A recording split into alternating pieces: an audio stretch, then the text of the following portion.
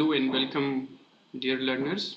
My name is Mithilesh Kumar, and this is our first live session for this course, Introduction to Political Theory. Um, First of all, let me thank you all for enrolling in this course, and also I'm sure you are learning from the videos and regularly submitting your assignment. And on the discussion forum, I hope your queries are answered or responding by the TAs or also by me. So let me once again thank you for enrolling in this course, and also request you all to register for the exam if you have not done it before. So exam registration is something different from enrollment, and the last date for that is I think March 12th.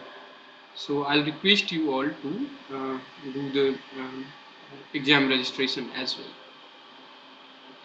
In this live session, what I'm going to do is to respond to some of the queries that you have posted on the Google spreadsheet, and also some of the queries which is significant on the discussion forum.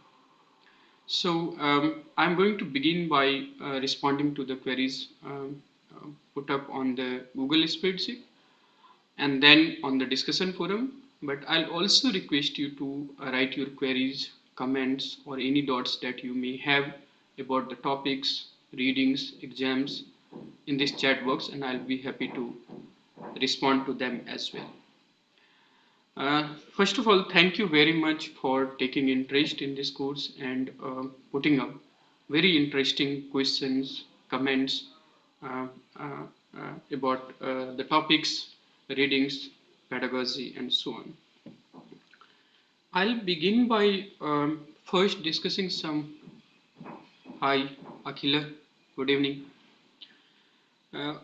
I'm going to discuss some of the queries which is of general in nature, and then I'll come to the specific question that you have raised.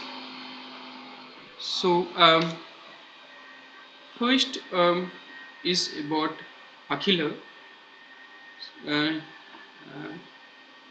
Thanks for being here, Akhila, during this live session as well. So her question is about how should we prepare for exam. Should we refer to transcripts or any specific books that we should refer to, and about the revision of the topics. So there was some delay in uploading the PPTs, and I hope the videos and transcripts are available. So as far as exam is concerned, the PPT transcripts beside the video would be sufficient. So the question is going to be objective, and you will have multiple choice. So for exam purpose, I'll advise you to refer to transcripts, PPTs besides regular videos. But if you are interested to more about a particular topic or particular dimension of a topic, then on each video in each video, if you look at, I have kept a slide for reference, and from there I'll advise you to look for the specific books if you are interested to know further about any topic or particular dimension about a topic. But in general, if you are interested, I'll suggest Rajiv Bhargav and Ashok Acharya, Political Theory and Introduction, and also Oxford textbook for as a kind of reference, if you like, to prepare for this course. All right. So because Pradeep and Halima has said about a private separate interactive session, and this is especially for those who are research scholars and also from the industries. So I'm not sure about your objectives or your expectation from that interactive session. So you can write to me personally on JHAMK 2021@iitg.ec.in with your queries or expectation, and if it is feasible, we may have separate interactive session as well. Now, I'd like to respond to a set of questions by Vikas Yadav. I hope Vikas is here in this live session. If not, he can always um, uh, come back to this recorded live session. And he has a very good set, very interesting questions. One is about what is the greatest good of the greatest number, and the second is related to that, but that is something different. So, first question is by John, referred to hedonist philosophy, or what is called the philosophy which is about realizing or fulfilling the human satisfaction in a practical material sense rather than imaginary or intellectual way. So this idea is based on the premise that one of the ways through which you can assess the significance of a theory or significance of a policy is to see where it can enhance the happiness of the greatest number. So, one of the purpose of James Mill philosophy is to reach out to the people and enhance their satisfaction in their material life, and not just in the imaginary or the intellectual ways, as some of the philosophers could argue. So this statement particularly becomes a kind of criteria to assess the public policy or any welfare programs. So that policy is the best, or that program or welfare program is the best, which is going to satisfy the greatest needs of the greatest number. So that's the sole criteria, and that is the whole idea. Because your second question is really very interesting, and I really appreciate you for asking this question. That is about elaborating the rhetorical nonsense upon states. So, in Britain, there was a different groups, different schools of thought. So, one prominent school of thought was natural right theorist. So, Locke, Hobbes, Rousseau, in France, they were all arguing about something they call natural rights. And if you refer to some of the videos on these rights, particularly when we discuss rights and refer to these thinkers, they belong to a school of thought we call social contract tradition. And their argument is that we have established the state to maintain order, so that it is possible to live peacefully, and then pursue our personal notion of good, or personal objectives, or the way we want to mold our personality. So they look at a state as a kind of artificial legal entity with a particular set of objectives. However, once this idea of a state becomes popular, their argument is that this state cannot take away certain rights which they regard as natural rights. And therefore, the very existence, very legitimacy of the state, according to social contract theorists, is to acknowledge, recognize, and protect those rights of the individual. So that's the natural right theorist. In contrast to that, James Mill argued that these arguments based on natural rights are simply nonsensical, rhetorical argument which threaten the real stability in the society, real peace in the society. So these are basically imaginary, and he goes on to say them to be mischievous, fallacious, or even anarchical. So James Mill argument about this rhetorical nonsense upon splits is about questioning the premise or foundation of natural right theorist who was arguing about certain fundamental natural rights of the individual, which a state must recognize. The very legitimacy of the state, according to natural right theorist, is in its ability to protect those rights. So, for thinkers like James Mill or other hedonist philosophers, and that these are, something which threaten the existing order, peace in the society, and leads to various anarchical or radical development which may threaten the peace and so on. So that's my response to you, Vikas. Um, and if you have any further question, you are welcome to write during this live session in the chat box and also on the discussion forum. And let me repeat this point that now that's all the question which I have on the Google spreadsheet that, that was shared with you. Now I'm going to discuss some of the questions which is raised on the discussion forum. And meanwhile, I'll request those of you who are in this meeting to write your queries and comments on the chat box section, and I'll be respond to them as well. Okay, so one of the question was about how to register for exam. So as I have said that this online platform invite you to enroll, and this is open for everyone interested in that particular subject.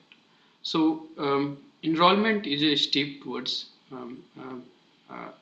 getting a certificate or registering for the exam. So you have to enroll first, and then after paying a, I think, nominal fees of 1,000 rupees, you can register for the exam. And unless you register for the exam, you cannot get the certificate or you cannot write the exam.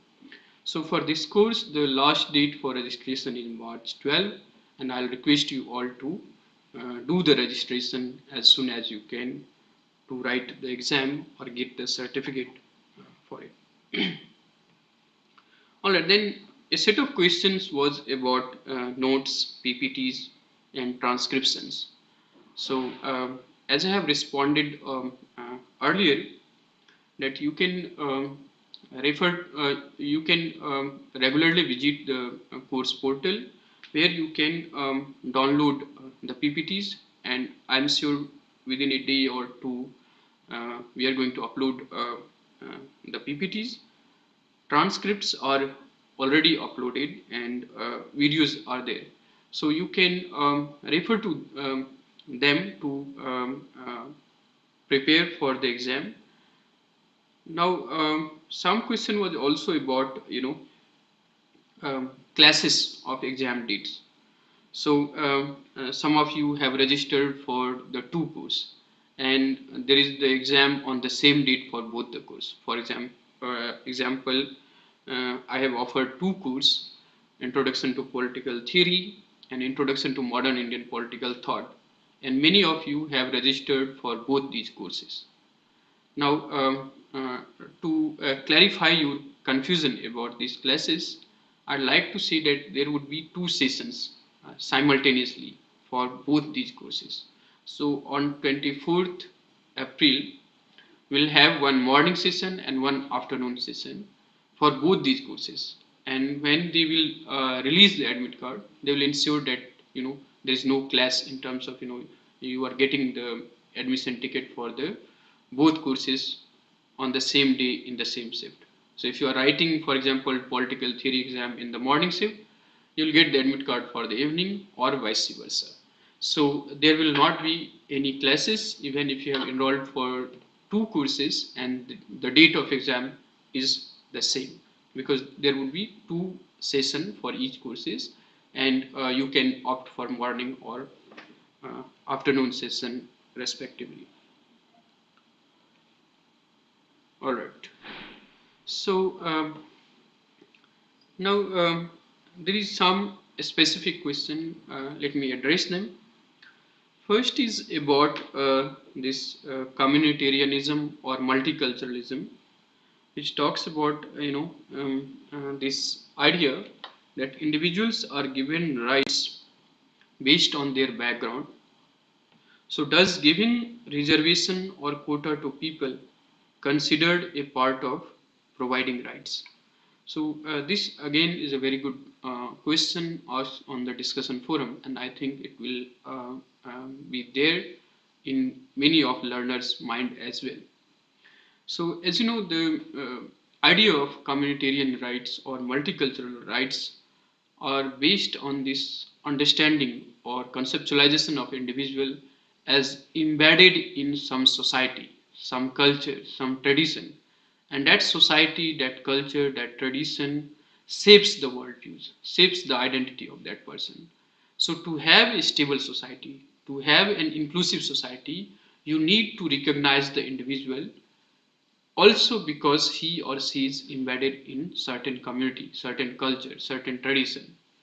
In contrast to that, if you like liberal conception of individualism, which is based on this idea that individual is a rational person or self-defining subject. That means individual shapes his or her identity by doing something, by setting certain goals and pursuing those goals. So basically, the idea in the liberal philosophy is that the individual is atomistic subject, self-defining rational subject, and the state society should provide him or her condition to shape his or her personality the way he or she likes. Now, in contrast to that, the communitarian and multicultural theorists or philosophers have argued that individuals are not just self-defining autonomous subject cut off from the society. So they also argue that in the society there is a difference between the majoritarian or the minority culture, or dominant or subordinated or marginalized culture. So how you are going to address those hierarchy, those discrimination that exist in the society? There you need to recognize the embeddedness of the individual, and for that they argue that individual rights or identity should be recognized also because he or she belongs to a particular community. So yes, the for example, we have talked about Wilhelm Licker, three kinds of rights. So there is no one singular, uniform set of rights as we say find in liberal philosophy, that all the individual across the world, across the context, should be given the same set of rights, right? Here in the multicultural communitarian philosophy, you have a context sensitive understanding of rights. So the rights or the expectations of the individual vary from his or her social or economic, religious, political status. And once you recognize those rights, you should be sensitive to those specific needs. And therefore, for example, in many countries, you have self-representation right, minority ethnic rights, or special rights in terms of say, considering the economic or the socio-historical background of certain community. You provide them certain reservation or quota, or what is also known as affirmative action. The idea of affirmative action is not to discriminate, but to empower certain communities which is historically marginalized or economically marginalized in the contemporary context. So the purpose is to create an egalitarian society or a just society. In order to achieve that, you have the mechanism of quota or reservation or other such mechanisms which we have discussed, and those quota, reservation and mechanism is not then a kind of gift or a kind of discretionary patronizing policies, but it's the rights of those individuals or groups or communities which are historically marginalized. So they have a claim, they have a right, and that is different from say the welfare programs which government or the state may run on its discretion. So I'll agree with your point that um, reservation or quota are not a kind of gift, but it is a right of those who are left behind, those who are socio-economically, historically marginalized. And at this point, I mean, this is a very good question, but uh, it will be good to know your name as well. So whenever you pose a question on the discussion forum, or on the Google Sheet you mention your name, but on the discussion forum it will be good to have your name as well. So I think that's my response to your question. The next question is the interrelationship about or the connection between others regarding function and general will. So if you have followed various videos that I have shared with you, this self-regarding function is part of say the freedom, and so is general will, but these are not connected. Let me explain it this way. So John Stuart Mill, while defending freedom or its necessity for the growth of individual personality, defines freedom almost in a negative ways. Of course, he acknowledged certain restrictions. So that restrictions is, to prevent the individual from harming others. Otherwise, he wants the individual to be given complete freedom, even to silence the whole humanity rather than silenced by the whole humanity. So he was the absolute supporter of freedom, but he wanted that freedom to be limited or constrained only on the principle of when it harms the other individuals. So a society or a state, according to Mill, can only prevent the individual from doing certain things only when that act of doing violate the rights of others. And there he makes a distinction between self-regarding function and others regarding function. And the idea is that any actions, the consequences of which is solely beared by those who involved in that act. So suppose a individual is doing certain things, and the consequences of those doings or those things are beared by the individual himself or herself. There is no business other individual, society, or state should interfere in that person's life. But suppose a person does certain things which has consequences on others. There, the society or other person or the state can reasonably restrict the freedom of individual. So that's the division he makes between self-regarding functions and other regarding functions. However, in the real life or practical life, this is very difficult to sustain. For example, one has a right over his own body, but should he or she be allowed to commit suicide or take drugs? Or one has the right to listen to any music, but can one do so if listening to that music may hamper other person's desire or right to read a novel or sleep peacefully or prepare for certain exams and so on. So if you look at the distinction between self-regarding and other regarding functions, it's very hard to sustain in real practical life.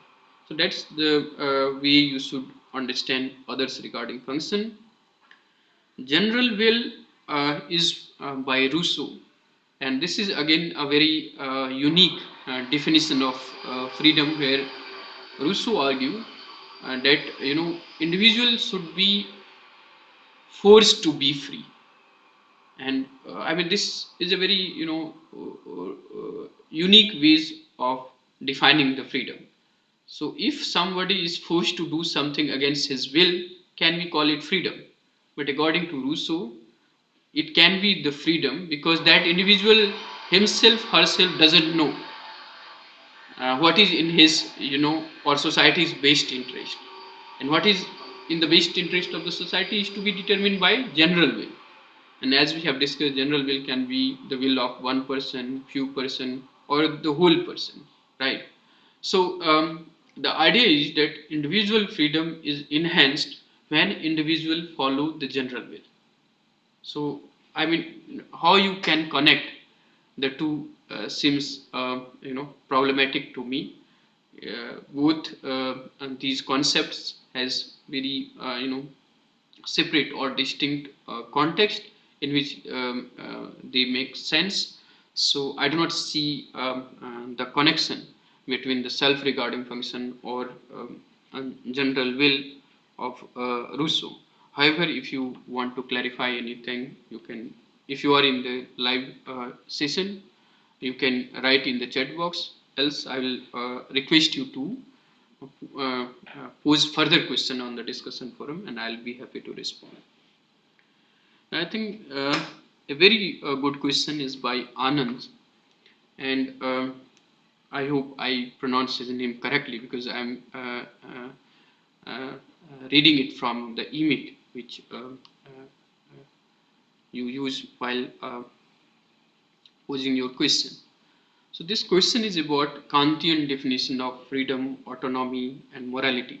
And that's a very good question, and I hope that many of you may have similar question while discussing or thinking about Kantian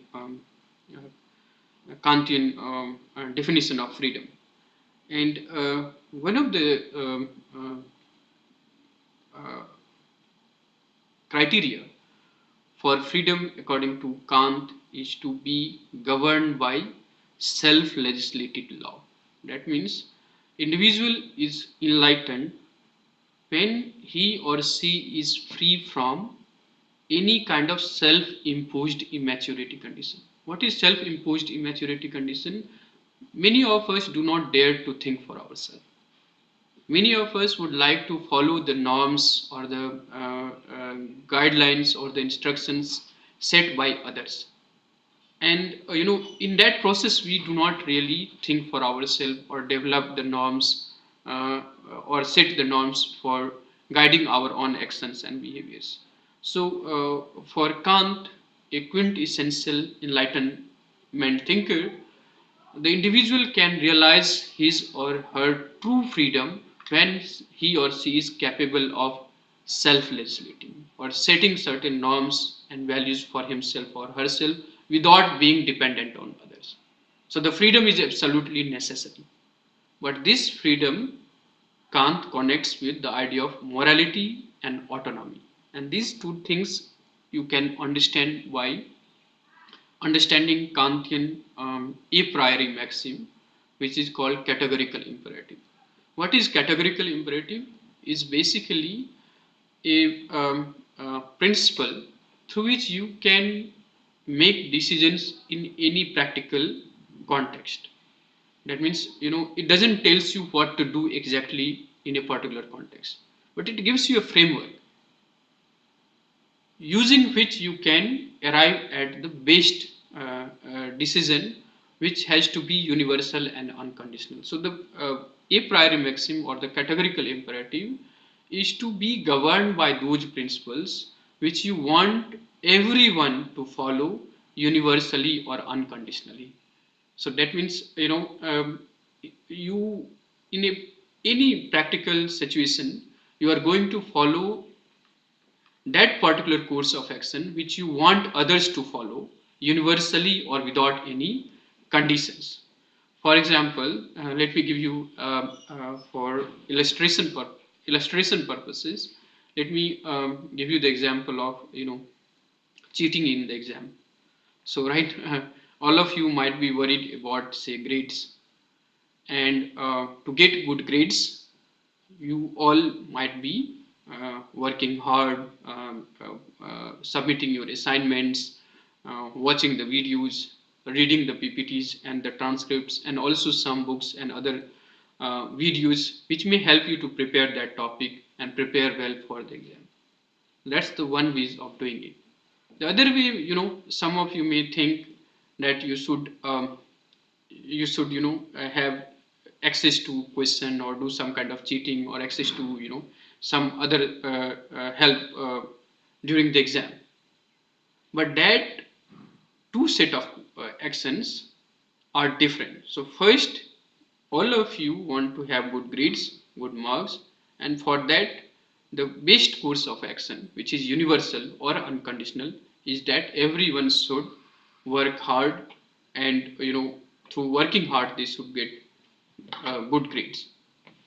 The other, the slightly different ways of achieving the grade may be helpful, but you don't want everyone to follow. So everyone, so open help books kind of thing, then it does not give you any specific advantage over the others in a healthy, free competition. So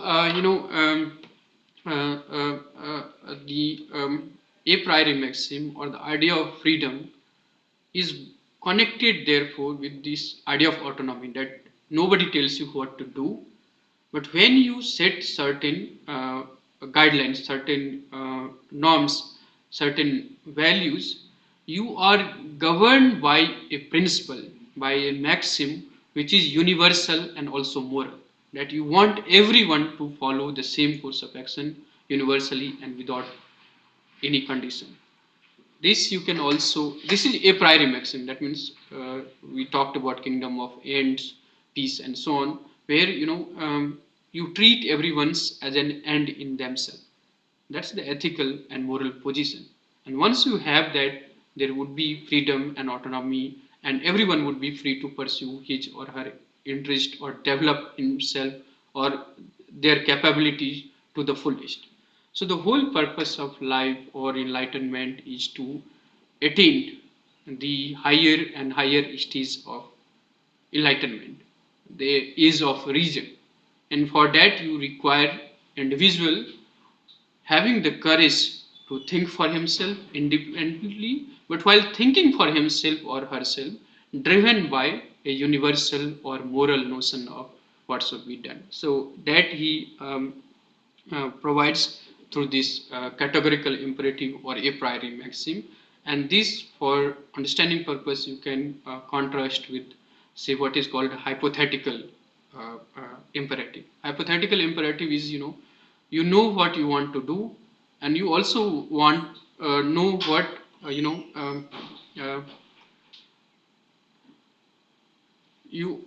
you also want to know what you want to do, but you also have a certain predefined objective for doing certain things. So in the hypothetical imperative, the person involved in action is driven not by action itself, but by the consequences or the result of that action. So that's the hypothetical imperative. Categorical imperative, in contrast, is that doing things in itself is reward. You don't need ulterior purpose. So for example, to get good marks, you should work hard, and working hard in itself should be the realization or actualization, rather than getting the good marks. Or so is the notion of truth, beauty and so on. So categorical imperative, or the idea of freedom connected with autonomy and morality, is this interconnected values or value system, where individual can think for himself, decide for himself, so self-legislation.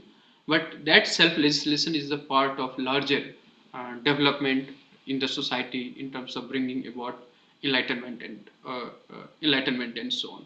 So categorical imperative is that maxim through which individual can truly realize his freedom, when this freedom is not like we have discussed, say, in the SI Berlin essays, or by some other scholars argument about freedom is to have a kind of a license or a kind of gift from the society, recognized by society. Freedom is something through which you can actualize yourself. You can lead to the greater and greater stage of enlightenment, or bring about enlightenment in the society as well. And to do that, you need to connect it with the larger question of autonomy and morality. So I hope that would be my answer to this question on individual freedom, morality, and autonomy. Do not see them as distinct or separate from each other, rather than deeply interconnected. So, in the Kantian philosophy, even if it is impossible to achieve objective or the values to its fullest level, yet the aspiration towards it would lead us to the greater and greater heights, better and better stages of enlightenment or age of reason. And this works both at the individual level or also at the society level. And there he argues about this idea of categorical imperative or a priori maxim, and through that he connects this idea of individual freedom, morality, and autonomy. I hope I have answered your question, Anand. Now there is one question on the chat box by Priyanka. So this is about essay in the exam. I think, Priyanka, you are referring to um, the nature of question in the exam. Will there be any essay type or subjective question? So for the exam purpose, I think there will be only multiple choice questions, and the nature of question would be based on the assignment or your ability to recall after watching all the videos. So there would be two segments on recall or based on your memories. Second segment would be on the basis of assignment which you have submitted regularly. And finally, there would be open question which would basically assess your understanding, comprehension, or analytical abilities about various topics that we have discussed. So that would be the answer to your question. So in the exam, there would not be any essay type or subjective questions. All right. Is there any question?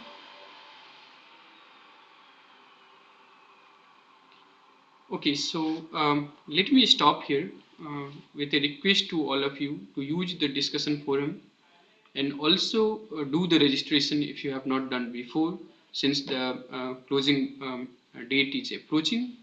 So we are going to have one more live session before the final exam, and I hope you will join me during that session as well, and use the discussion forum where we'll be happy to respond to any of the queries that you may have about the course or whatever I have responded to during this live session. We'll be very happy to respond to them as well. So thank you to all of you who are with us during this live session, and for all the interesting questions that you have put up on the discussion forum or on the Google Scholes. So thank you. I hope you are enjoying the course. Do share your feedback. Thank you.